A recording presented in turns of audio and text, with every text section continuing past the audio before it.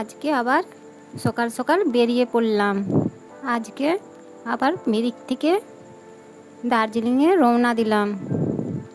মিরিকে যাবার পথে একটা মনেস্ট্রি আছে, ওইটা দেখে যাব। তো গাড়িতে আস্তে আস্তে মনেস্ট্রিতে পৌঁছালাম।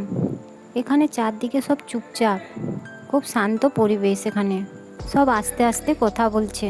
যাই হোক, আমরা বুদ্ধদেবের মূর্তির কাছে গেলাম। ওইখানে অনেক মূর্তি রয়েছে, কিন্তু একটা যা বড় মূর্তি রয়েছে।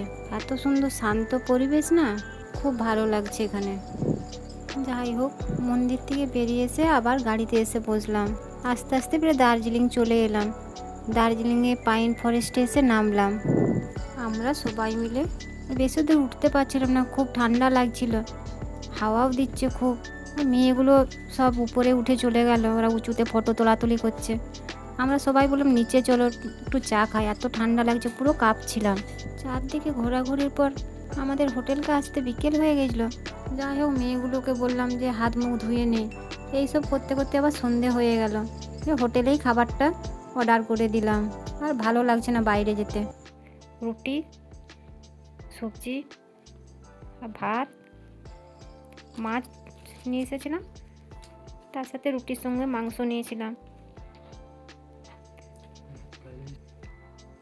ওর বাবা খেয়ে নিচ্ছে, কেন প্রেসারের ওষুধটা খেতে হবে, তাই আগেই খেয়ে নিয়েছে।